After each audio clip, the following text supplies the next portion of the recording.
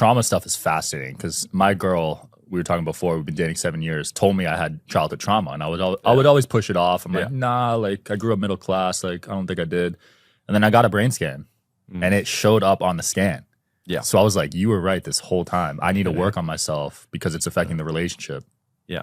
But what was she pointing out to that she was using as an example? Sorry, I'm fumbling through my words. As an example of the childhood trauma.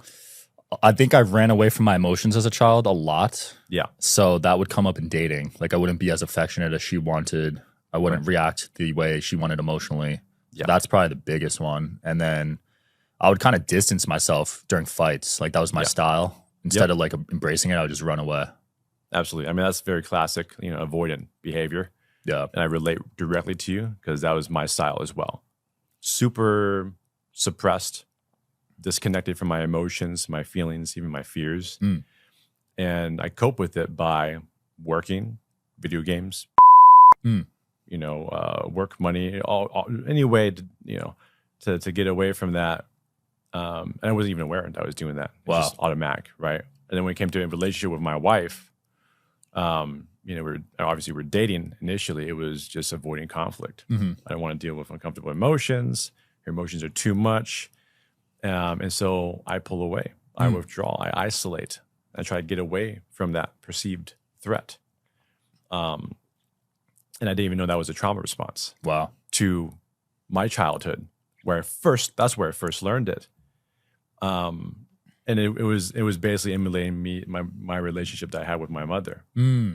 Right. And I'm curious, did you find similarities there? Now that you're saying it, yeah, my mom used to yell at me a lot, and I would just go to my room, shut the door. So that was probably a daily occurrence.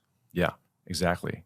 That's what we do, right? So when that becomes our first interaction with love and relationships, our first concept of love and relationships is through our parents, mom and dad, or whoever the caregiver was, and how they interact with us, how they communicate with us, and how they communicate with each other, right? Mom and dad, or whatever the parental relationship, what you're observing and seeing through them, right? That becomes your model of the world. You absorb it like a sponge, right? It's not a conscious thing. You're just like, oh, this is how I relate to myself and other people. I'm going to do this thing. I'm going to do what they do, and so that becomes imprinted onto us. But we still think that's love. That's the thing. Right. And so we find ourselves later on in life as an adult being attracted to the same people, places, and things that feel familiar to that because we still think that's love. Even if there was pain involved, we still think that that's how we exist in the world is through that lens. And so it's very common that we find ourselves dating, especially the people that we find ourselves the most closest and most intimate and connected with. We find ourselves connected to the person that reminds us of one of our parents. Right. Right. Sometimes both. They can switch kind of traits of both, but oftentimes it's the let's say for you it's your mom. For me it's my mom, right? My wife, certain traits and characteristics are so one-to-one to my mom. It's mind-blowing. It's freaky. Yeah.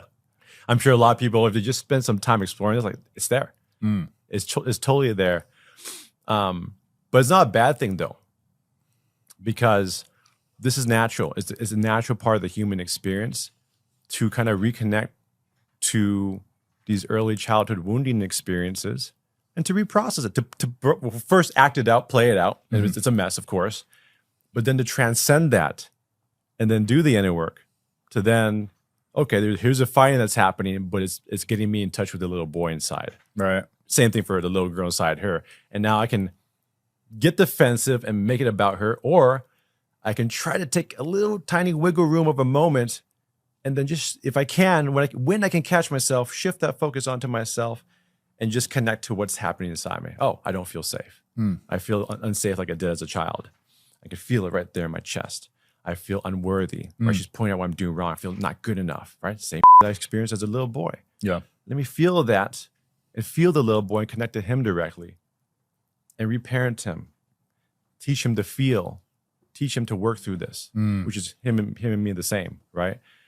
And that's how you break free, one little layer at a time, right? That's the journey. That's the inner work. That's the journey, and that's the gift of those fights and interpersonal relationships. It gets you in touch with that stuff, right?